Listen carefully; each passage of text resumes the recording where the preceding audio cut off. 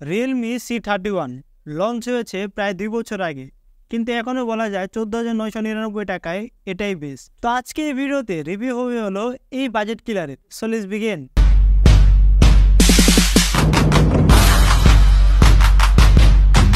তো প্রথমে ফোনের বক্সে কি প্রোভাইড করছে রিয়েলমি, চলুন সেটা দেখে নিই। এটি হচ্ছে স্মার্টফোনের বক্সটি খুললে আপনি পেয়ে যাবেন আরেকটি মিনি বক্স, যেটাতে রয়েছে ইউজার ম্যানুয়াল গাইড এবং type B charging data cable. Type C দিলে একটু বেটার হতো, টাইপ বি একটু ওল্ড টাইপ হয়ে যায়। এবং 10 ওয়াটের অ্যাডাপ্টার। সর্বশেষে রয়েছে হলো স্মার্টফোনটি থাকছে না কোনো ব্যাক কভার। প্রথমে ডিজাইন নিয়ে কথা বলা যাক।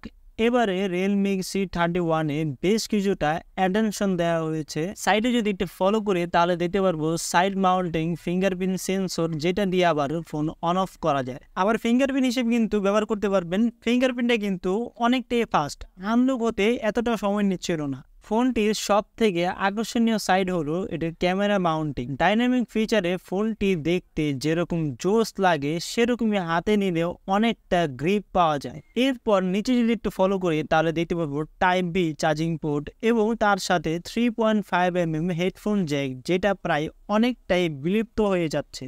চার্জিং পোর্টটা আমার মনে হয় টাইপ বি না দিয়ে টাইপ সি দিলে ভালো হতো। এবং এই বাজেটে 10 ওয়াটের চার্জার কিছুটা মানুষ হয়ে নয়, যদি 18 ওয়াট ব্যবহার করা যেত তাহলে বেটার হতো। এটাতে সিঙ্গেল ফায়ারিং স্পিকার রয়েছে, যেটা একটু কনফিউশনাল জায়গাতে একটু ফ্ল্যাট জায়গায় রাখলে সাউন্ড অনেকটা আটকে যাবে, যেটার কারণে ভিডিও বা অডিও শোনার সময় সাউন্ডটা অনেকটাই কমে যাবে। যদিও ডেস্কে রাখলে এটাতে ছোট একটি বাম দেওয়া হয়েছে, যেটার কারণে সাউন্ডটা ভালোভাবে আসবে, কিন্তু বিছানায় রাখলে সাউন্ডটা অনেকটাই শুনতে খারাপ লাগবে।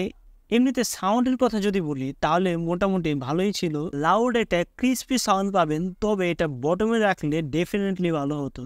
দেন এখন চলে আসা যাক এটা ডিসপ্লেতে। ফোনটিতে আপনারা পেয়ে যাচ্ছেন 6.5 ইঞ্চ এইচডি প্লাস রেজুলেশনের একটি IPS LCD প্যানেল। এবং আমরা বরাবরই দেখেছি রিয়েলমি তার বাজেটের মধ্যে বেশ ভালো মানের ডিসপ্লে ব্যবহার করে থাকে। ডিসপ্লের উপরে সেন্টারে দেখতে পাচ্ছি একটি ওয়াটার ড্রপ সেলফি ক্যামেরা।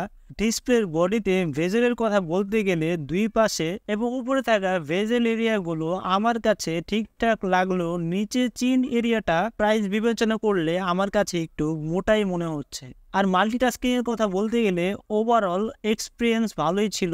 ব্যাকগ্রাউন্ডে অনেকগুলো অ্যাপস একসাথে চালালেও অনেক ফাস্ট কাজ করছিল। এই ফোনটিতে ইউনেস্কো T612 প্রসেসর ব্যবহার করা হয়েছে, যেটি একটি অক্টাকোর প্রসেসর, যেটির ট্রানজ্যাকশন সাইজ হলো 12 ন্যানোমিটার। তার পাশাপাশি ফোনটিতে জিবি হিসেবে রয়েছে হলো মালি GX57। এই ফোনটি বাংলাদেশ মার্কেটে লঞ্চ হয়েছে হলো দুইটি ভেরিয়েন্টে। একটি হলো 3GB র্যাম 32GB রোম, আরেকটি হলো 4GB RAM 64GB Rome storage. এবং দুটি ফোনেরই জার্মেট টাইপ হলো LPDDR4X, আর স্টোরেজটা হলো UFS 2.2। বিভিন্ন রকম টেস্ট করতে গিয়ে এই ফোনটির রেড স্ক্রিন পেয়েছি হলো আমরা 440 megabyte per second, red screen পেয়েছি হলো 175 মেগাবাইট পার সেকেন্ড স্কোর। আমরা সিঙ্গেল করে পেয়েছি হলো 346 করে এবং মাল্টি করে পেয়েছি হলো 1335 করে। এই ফোনটিতে আমরা ফ্রি ফায়ার খেলেও দেখেছি। আল্ট্রা গ্রাফিক্সে এর হাই রেজুলেশনের সময় ভালো স্মুথ ছিল, কিন্তু পাবজি খেলতে গিয়ে দেখা যাচ্ছিল একটু ল্যাগ ভাব এবং ফোনটি অনেকটা গরম হয়ে যাচ্ছিল।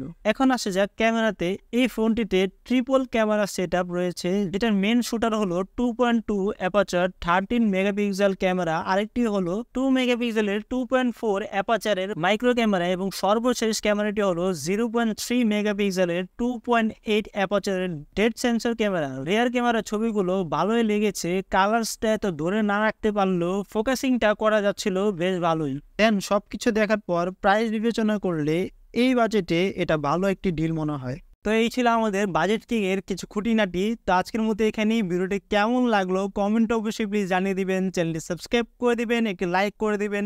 আর এরকম নতুন ইন্টারেস্টিং ভিডিও পাওয়ার জন্য আমাদের সাথে থাকবেন। আল্লাহ হাফেজ।